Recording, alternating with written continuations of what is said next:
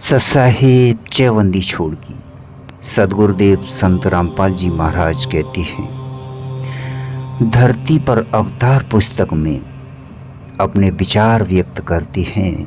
और मित्रों, कलयुग में सतयुग का आगाज करते हुए कहते हैं, सतयुग में कोई भी प्राणी मांस, तम्बाकू, मदिरा सेवन नहीं करता, क्योंकि वे इनसे होने वाले पापों से परिचित होते हैं। मांस खाना पाप है। साथियों, एक समय एक संत अपने शिष्य के साथ कहीं जा रहा था। वहाँ पर एक मछियारा मछलियाँ पकड़ रहा था। मछलियाँ बाहर तड़प तड़प कर प्राण त्याग रही थी। शिष्य ने पूछा, हे गुरुदेव, इस अपराधी प्राणी को क्या दंड मिलेगा? गुरुदेव ने कहा, बेटा, समय आने पर बतलाऊंगा। 4-5 वर्ष के पश्चात दोनों गुरु शिष्य कहीं जाने के लिए जंगल से गुजर रहे थे। वहाँ पर एक हाथी का बच्चा चिल्ला रहा था। उछल कूद करते समय हाथी का बच्चा दो निकट उस उगे वृक्षों के बीच में फंस गया। वो निकल तो गया, परंतु निकलने के प्रयत्न में उसका सर्व शरीर छिल गया था तथा उसके शरीर में जख्म हो गए थे। उसके सारे शरीर में कीड़े पड़ रहे थे जो उसको नोच रहे थे। वो हाथी का बच्चा बुरी तरह चिल्ला रहा था।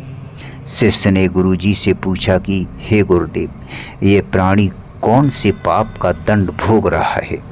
गुरुदेव ने कहा, पुत्र, यह वही मछियारा है जो उस शहर के बाहर जलाशय से मछलियां निकाल रहा था।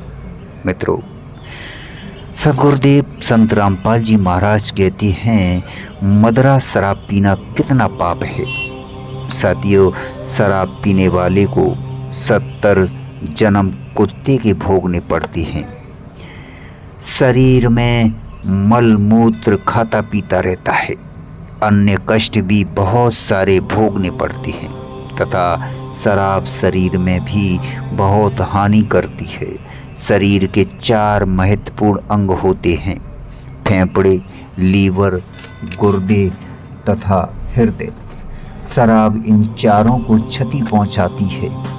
शराब पीकर मानव ना रहकर पशु तुल्य गतिविधि करने लगता है। कीचड़ में गिर जाना, कपड़ों में मलमूत्र तथा वमन कर देना, धन हानि, मान हानि, घर में अशांति आदि मदिरा पान के कारण होते हैं। मदिरा सतयुग में प्रयोग नहीं होती।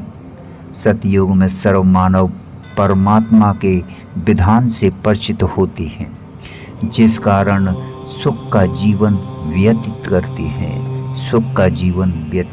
हैं। मित्रों, संत गरीबदास जी कहते हैं, मदिरा पीवे कड़वा पानी, 70 जन्म श्वान की जानी, 70 जन्म श्वान की जानी। ससाहेब चैवंदी छोड़गी।